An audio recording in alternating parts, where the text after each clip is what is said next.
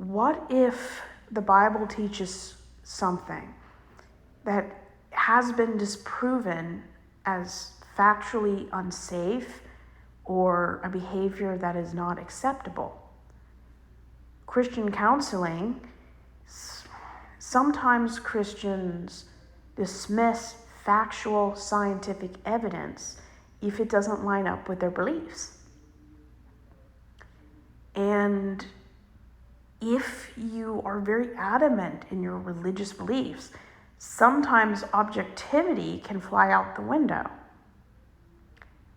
Women are more vulnerable than men in these patriarchal institutions. And if you don't have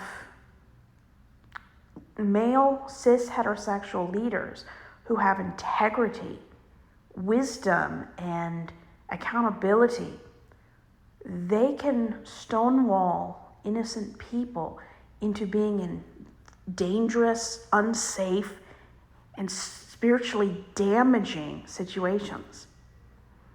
Many pastors counsel domestic violence victims to return to abusers.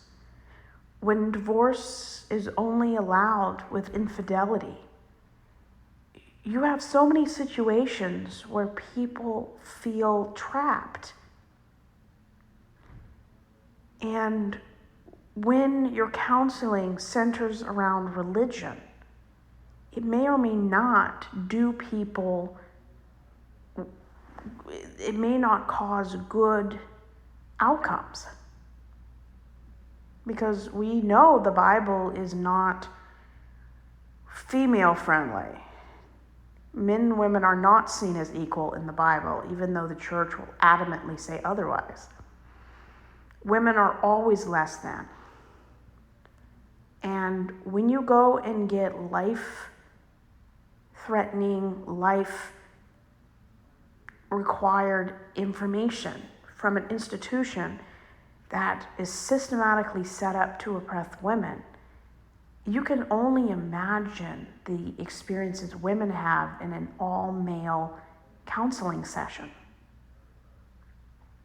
People are brought up in church, specifically women, to never doubt, to never confront, to never have questions that go beyond simple curiosity.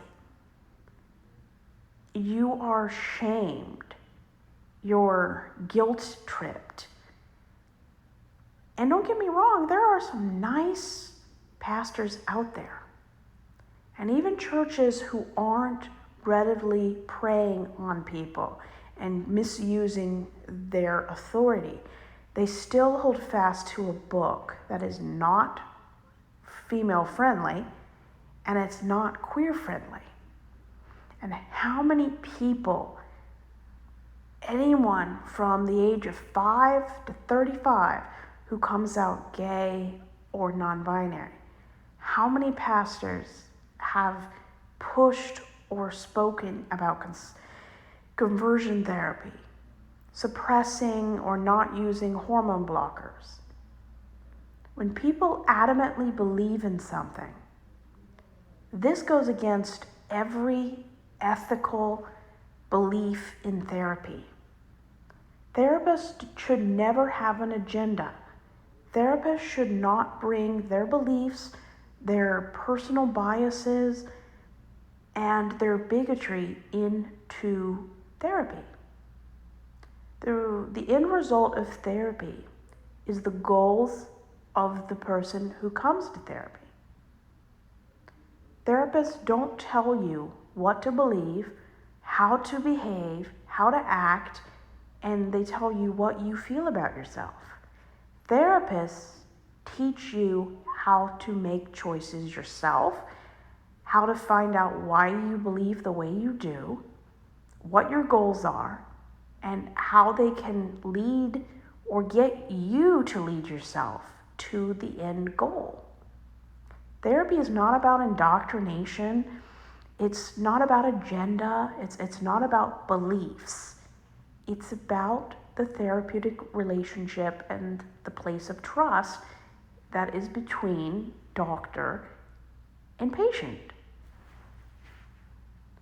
Is